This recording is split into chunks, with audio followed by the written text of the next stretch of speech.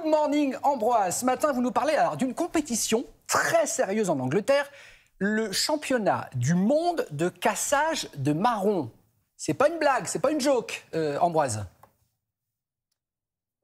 Bonjour Damien, non pas du tout, je sens une pointe d'ironie chez vous, mais c'est tout à fait sérieux. Ce championnat attire chaque année des compétiteurs venus du monde entier pour s'affronter dans le sud de l'Angleterre, dans des duels dont le but est de casser le marron de l'adversaire avec un autre marron accroché à un fil. C'est donc un championnat qui se tient chaque année dans une ambiance bon enfant, mais cette année il a pris un parfum de scandale avec des accusations de triche, de fraude. On parle même, rendez-vous compte, de marrons truqués.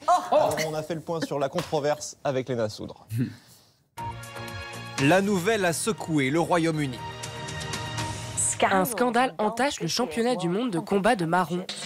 Nous vous avions promis des réponses sur les accusations de tricherie au mondial du jeu des marrons. Que s'est-il passé dans cette compétition qui consiste à utiliser un marron pour casser celui de son adversaire? Au cœur de la polémique, David Jenkins, surnommé le roi des marrons, tout juste sacré champion du monde à 82 ans. Et le gagnant est David Jenkins. Ce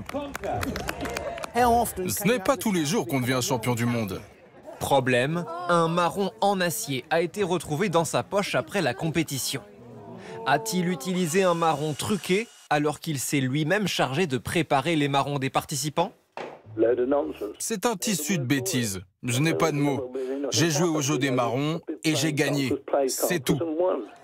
Face au scandale, une commission de 14 arbitres a revisionné les vidéos en prêtant une attention particulière au moment où David Jenkins glisse la main dans sa poche. Après être passé sur le grill, le roi des marrons a été blanchi. Mais une question reste en suspens. N'a-t-il pas été stupide d'avoir un marron en acier dans sa poche en plein championnat du monde? Oui, c'est certain. Est-ce qu'il l'avait à ce moment-là? Où avait-il la tête? Nous devons répondre à cette question. Inspirée d'un jeu d'enfant, cette compétition internationale qui existe depuis plus de 50 ans a toujours été très à cheval sur les règles. Les participants choisissent leur marron à l'aveugle. Les spectateurs surveillent les tricheurs potentiels. David Jenkins a au moins réalisé une prouesse avec certitude. Grâce à lui, le jeu des marrons a eu plus de publicité que jamais. Mais quel suspense! C'est du génie, Ambroise, c'est du génie. On comprend que le Royaume-Uni retienne son souffle, dites donc. Bon, il est né comment ce championnat du monde, Ambroise?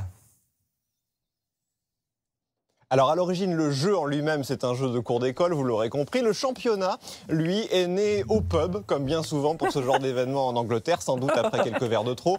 En 1965, un groupe d'amis qui s'ennuie a l'idée d'organiser une compétition comme ça, avec un prix à la clé. Et puis c'est reproduit d'année en année. Les bénéfices sont reversés chaque année à des associations d'aide aux malvoyants. Alors Maya, Damien, puisque je sens que vous mourrez d'envie de vous affronter au combat de marron, sachez que les Anglais l'ont importé en France et il y a une compétition en Dordogne chaque année. Attention néanmoins, les astuces des tricheurs sont connues. Outre le marron en acier, il y a ceux qui les passent au four, ceux qui les font mariner dans le vinaigre pour les rendre plus durs. Ça, c'est interdit.